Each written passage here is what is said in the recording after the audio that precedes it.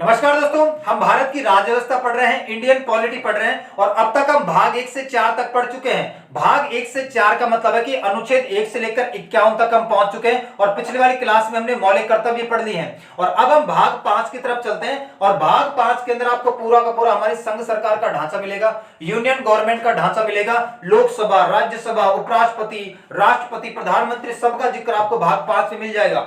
और भाग 5 को स्टार्ट करने से पहले हमें यह समझना है कि राष्ट्रपति को नाम मात्र का क्यों कहा जाता है। ऐसा क्यों कहा जाता है कि भारत का राष्ट्रपति कार्यवाहक है, मुखौटा पहन रखा है, कोई शक्तियां ही नहीं है, नाम मात्र का है, रबड़ की स्टांप है, उनका काम केवल सिग्नेचर करना है। ये क्यों कहा जाता है कि वो सफेद वर्दी वालों की कठपुतली है। सफेद वर्दी वालों का मतलब नेताओं की कठपुतली है। तो भारत के राष्ट्रपति को सभी नामों से हम जानते हैं कि वो नॉमिनल हेड है, नाम मात्र का है, कार्यवाहक है, मुखौटा पहन रखा है, रबड़ का स्टाम्प की तरह काम करता है, कठपुतली है भारत का राष्ट्रपति। तो इसको समझने के लिए सबसे पावरफुल अनुच्छेद, एक तरफ तो राष्ट्रपति, पूरा का पूरा संविधान हम राष्ट्रपति के नाम पे पढ़ देते हैं, लेकिन एक अनुच्छेद ऐसा है जो सबसे पावरफुल बनाता है इन सफेद वर्दी वालों को। इससे पहले एक चीज जान लो, भारत राज्य के अंदर, भारत देश के अंदर नियम कानून बनने का तरीका क्या है। सबसे पहले कोई ना कोई प्रस्ताव आता है, ठीक है, प्रपोजल आता है, वो लोकसभा से पास होता है, राज्यसभा से पास होता है, फिर प्रधान राष्ट्रपति उसके ऊपर सिग्नेचर करता है, तब जाके वो क्या बनता है, कानून बनता है। तो अनुच्छेद 74 में लिखा हुआ है कि भारत में एक मंत्री परिषद होगा और उसका मुखिया कौन होगा, प्रधानमंत्री। एक मंत्री परिषद होगा, मंत्रियों का एक समूह होगा जिसका मुखिया प्रधानमंत्री होगा। प्रधानमंत्री भी एक मंत्री मात्र ही है, लेकिन ये सभी मंत्रियों का प्रधान है, प्राइम है, इसलिए इसको हम प्रधानमंत्री कह देते हैं। इसके पास ही बहुत सारे डिपार्टमेंट है। प्रधानमंत्री के पास आपको पेंशन डिपार्टमेंट मिल जाएगा, सैटेलाइट डिपार्टमेंट मिल जाएगा, एटॉमिक एनर्जी डिपार्टमेंट मिल जाएगा। तो भारत में एक मंत्री परिषद होगा जिसका मुखिया प्रधानमंत्री होगा और भारत का जो राष्ट्रपति है वो इस मंत्री परिषद की सलाह से कार्य करेगा। भारत का राष्ट्रपति जो भी काम करेगा इन सफेद वर्दी वालों की सलाह से ही काम करने वाला है। तो ये लिखा हुआ है अनुच्छेद 74 में। तो पहले तो ये लिखा हुआ था कि भारत का राष्ट्रपति इस मंत्री परिषद की सलाह से काम करेगा। भारत का राष्ट्रपति वही काम करेगा, अपनी मर्जी से वो कुछ करता ही नहीं है, जो ये सफेद वर्दी वाले इसको सलाह देंगे। अब समय है 1975 का।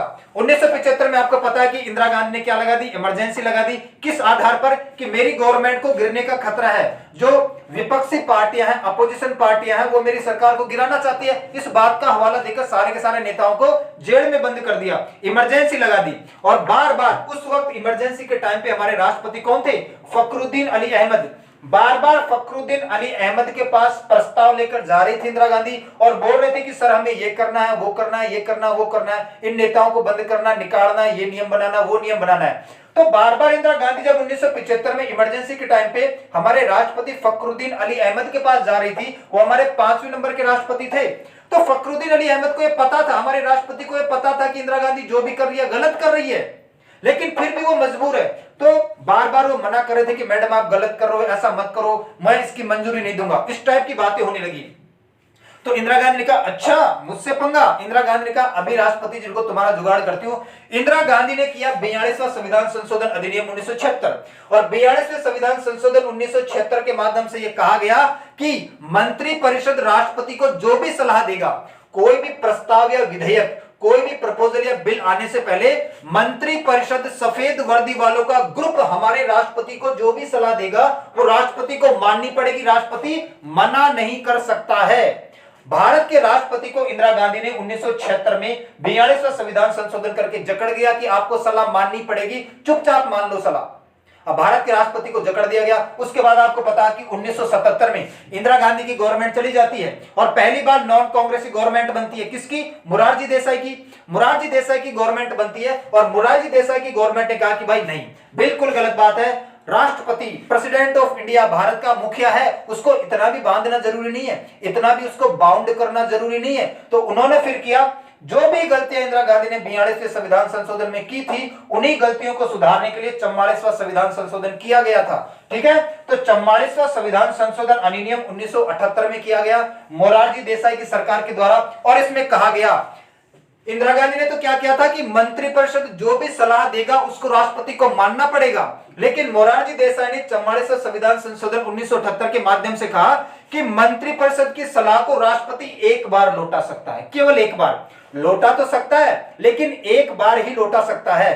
तो जब भी कोई प्रस्ताव आता है, प्रपोजल आता है, तो भारत का राष्ट्रपति बंधा हुआ है, आज के टाइम पे भी वो केवल और केवल एक बार ही लौटा सकता है।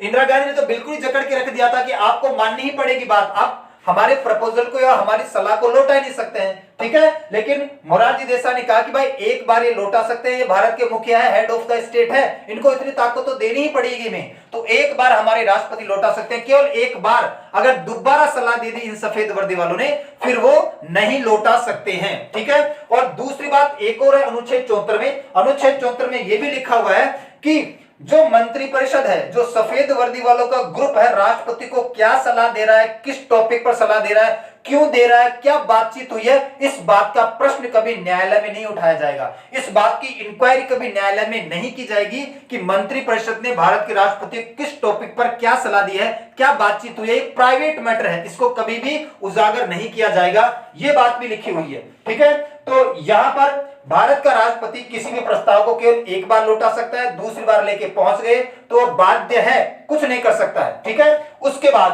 प्रस्ताव आने के बाद क्या होता है, लोकसभा में पास होता है, राज्यसभा में पास होता है, अपने दोनों में सदनों में पास होने के बाद राष्ट्रपति के पास जाता है। अब यहां पर राष्ट्रपति के पास आपको पता है 3 प्रकार की वीटो पावर है। कौन कौन सी? वीटो पावर का मतलब होता है किसी चीज के लिए मना करना, डायरेक्ट मना कर देना, ठीक है, निषेध कर देना, मना कर देना। 3 प्रकार की वीटो है, पूर्ण वीटो, निलंबनकारी वीटो और पॉकेट वीटो। पूर्ण वीटो का मतलब क्या है, मैं एक सेपरेट टॉपिक वीडियो बना दूंगा वीटो पर, अभी थोड़ा समझ लेते हैं। पूर्ण वीटो का मतलब है कि राष्ट्रपति के पास कोई प्रस्ताव या बिल आया, लोकसभा और राज्यसभा में पास होकर हमारे राष्ट्रपति के पास कोई भी बिल या प्रस्ताव आया है, तो राष्ट्रपति डायरेक्ट मना कर दे, अपनी सहमति ही ना दे, डायरेक्ट रिजेक्ट कर देने को क्या कहते हैं, पूर्ण वीटो, कि भाई डायरेक्ट मना कर दिया है, ठीक है। दूसरा निलंबनकारी वीटो। निलंबनकारी वीटो का मतलब है कि भारत के राष्ट्रपति के पास दोनों सदनों में कोई भी बिल पास होके गया है, तो भारत का राष्ट्रपति बोलेगा कि भाई एक बार पुनः विचार कर लो, रिकंसीडर कर लो। तो जब भारत का राष्ट्रपति किसी विधेयक को पुनः विचार के लिए भेजा जाता है, वापस से रिकंसिडरेशन के लिए भेजा जाता है कि भाई मुझे इस पैराग्राफ में कुछ कुछ दिक्कत हो रही है, इस चीज को ठीक कर दो। जैसे बचपन में हमारी सरकारी स्कूल में कहता था ना टीचर कि देखो बेटा ये घोड़ा कर रहा हूं, ये वाली स्पेलिंग गलत है, इसको सही कर लो। वैसे ही भारत का राष्ट्रपति पुनर्विचार के लिए जब वापस भेज देता है, थोड़ी देर के लिए इसको सस्पेंड कर देता है, निलंबित कर देता है, उसको कहते हैं निलंबनकारी वीटो। और पॉकेट वीटो का मतलब है, ठीक है, पॉकेट वीटो का मतलब क्या होता है, भारत के राष्ट्रपति के पास दोनों सदनों में पास होकर कोई बिल पहुंचा, तो भारत का राष्ट्रपति ना ही मना करे, ना ही पूर्ण वीटो लगाए और ना ही उसको वापस से पुनर्विचार के लिए भेजे, ना ही मना करे ना ही पुनर्विचार के लिए भेजे। जब अनिश्चित काल के लिए हमारा राष्ट्रपति किसी भी बिल को अपने पास रख लेता है, तो हमें लगता है कि राष्ट्रपति साहब ने इसको जेब में धर लिया है अपने बिल को, ठीक है, इसलिए हम उसको क्या कहते हैं, जेबी वीटो। जेबी वीटो, पॉकेट वीटो का मतलब सिंपल है कि ना ही डायरेक्ट मना करे, ना ही पुनर्विचार के लिए भेजे। जब भी किसी प्रस्ताव को, जब भी किसी बिल को राष्ट्रपति अपने पास अनिश्चित काल के लिए रख लेता है, उसे हम समझते हैं कि भारत के राष्ट्रपति ने इसको अपनी जेब में रख लिया है, ठीक है। तो भारत के संविधान में वीटो पावर की भी शक्तियां हैं। भारत का राष्ट्रपति वीटो भी, किसी भी बिल को रोक भी सकता है, लेकिन अब दिक्कत यहां पर एक है, भारत का राष्ट्रपति केवल एक ही बार वीटो लगा सकता है, एक से ज्यादा बार वीटो नहीं लगा सकता है। इसमें से कोई भी वीटो लगा सकता है, पूर्ण वीटो, निलंबनकारी वीटो, पॉकेट वीटो। एक बार अगर उसने वीटो लगा दिया और इन सफेद वर्दी वालों ने उसी बिल को वापस से पास करके भेज दिया ना, तो अब राष्ट्रपति को सिग्नेचर करना ही पड़ेगा। यहां पर भी हमारा राष्ट्रपति बाध्य है, केवल एक ही बार मना कर सकता है। यहां पर भी कोई भी, जब ये सफेद वर्दी वाले सलाह देंगे तो केवल एक बार ही मना कर सकता है, और यहां पर भी वीटो केवल एक बार ही लगा सकता है। दोबारा से अगर प्रस्ताव या बिल पहुंच गया तो अब अनुमति देनी ही पड़ेगी। तो यहां पर भी शुरुआत में भी और एंड में भी हमारा राष्ट्रपति क्या है, बाध्य है, बंधा हुआ है, केवल और केवल एक बार ही मना कर सकता है। इसलिए कहा जाता है कि भारत का राष्ट्रपति क्या है, कार्यवाहक है, नाम मात्र है, अरे रबड़ की स्टांप है, केवल उसका काम सिग्नेचर करना है, बाकी का काम तो ये सफेद वर्दी वाले करते हैं पीछे से। उसके बाद एक और बात का जिक्र आता है कि देखो, भारत का राष्ट्रपति वीटो लगा सकता है, लेकिन संविधान संशोधन पर, अगर हम, संविधान संशोधन का मतलब होता है कि हमारे संविधान की किताब में कुछ चेंज करना, परिवर्तन करना, संशोधन करना, तो अगर हमें संविधान में कुछ चेंज करना है, परिवर्तन करना है, संशोधन करना है, क्या इस पर भी भारत का राष्ट्रपति वीटो लगा सकता है या नहीं लगा सकता है? इस बात पर भी प्रश्न खड़ा हुआ। तो एक फेमस केस आया था गोलकनाथ केस 1967 में, और गोलकनाथ केस का फैसला ये था, देखो बहुत इंपॉर्टेंट केसेज है, सारे के सारे इंपॉर्टेंट केस के ऊपर मैं एक सीरीज ला रहा हूं बहुत जल्द, वो आपको अवेलेबल हो जाएगी। तो गोलकनाथ केस का फैसला था कि साहब मौलिक अधिकारों को संशोधित नहीं किया जा सकता है, मौलिक अधिकारों को नहीं बदला जा सकता है। संविधान में मौलिक अधिकारों को छोड़कर किसी और चीज को आप बदल लो, लेकिन मौलिक अधिकारों को नहीं बदल सकते। अब ये तो कोई बात नहीं है। ऐसा तो था नहीं कि संविधान बनाने वाले भगवान थे, उनको सब कुछ पता चल गया था, उन्होंने जो भी बना दिया वो सत्य था। अगर ऐसा था तो फिर 105 संविधान संशोधन क्यों हुए हैं? ठीक है, अगर उन्होंने सब कुछ सही बना दिया तो अब तक भारत के संविधान की किताब में 105 संविधान संशोधन हो गए। तो गोलकनाथ केस का फैसला है कि भाई मौलिक अधिकारों में हम संशोधित नहीं कर सकते, जो बन गए हैं वो बन गए हैं। ऐसा बिल्कुल भी उचित नहीं है कि वो भगवान नहीं तो उनको सब कुछ नहीं पता था कि वो सब कुछ काम करके चले गए हैं। तो इस केस का फैसला आया। उसके बाद सरकार को लगा कि भाई ये प्रॉब्लम बड़ी है, हम संविधान में कुछ चेंज कर सकते हैं लेकिन मौलिक अधिकारों में कोई चेंज कर ही नहीं सकते, ये तो बहुत बड़ी बात है। तो चेंज तो करना पड़ेगा, और चेंज हम कैसे कर सकते हैं? संविधान संशोधन के माध्यम से कर सकते हैं। तो एक संविधान संशोधन किया गया, 24वां संविधान संशोधन 1971, और 24वां संविधान संशोधन 1971 किया गया अनुच्छेद 368 में। अनुच्छेद 368 का मतलब होता है ये हमारे संविधान के भाग 20 में है, और अनुच्छेद 368 का सहारा लिया जाता है जब हमें संविधान की किताब में कोई चेंज करना होता है, संशोधन करना होता है। तो भारत के संविधान की किताब में संशोधन करने के लिए अनुच्छेद 368 का सहारा लेते हैं। तो 24वां संविधान संशोधन 1971 किया गया, और इसके माध्यम से यह कहा गया कि अगर भारत की सरकार, भारत की संसद को संशोधन करना चाहती है, चाहे वो मौलिक अधिकार ही क्यों ना हो, बाकी चीजें तो छोड़ो, चाहे वो मौलिक अधिकार ही क्यों ना हो, अगर संशोधन करना चाहती है, कुछ चेंज करना चाहती है, तो संविधान संशोधन बिल पर, संविधान संशोधन विधेयक पर हमारा राष्ट्रपति वीटो नहीं लगा सकता है। अगर ऐसा कोई बिल आता है भारत की संसद में कि भारत की सरकार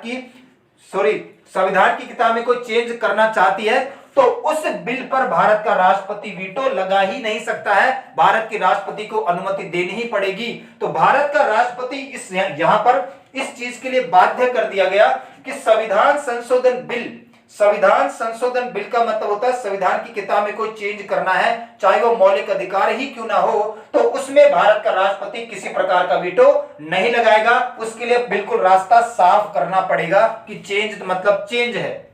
अब जब ये बात की गई, अनुच्छेद 368 में चेंज किया गया, उसके बाद इस फेमस केस आता है केशवानंद भारती, और केशवानंद भारती केस का फैसला आया कि हाँ भाई मौलिक अधिकारों में परिवर्तन कर सकते हैं, मौलिक अधिकारों में चेंज कर सकते हैं, क्योंकि ऐसा तो है नहीं कि संविधान बनाने वाले सब कुछ ठीक बना गए, वो भगवान थे, जो उन्होंने सोचा वो सही था। समय समय पर जब भी जरूरत पड़ेगी मौलिक अधिकारों में चेंज कर सकते हैं।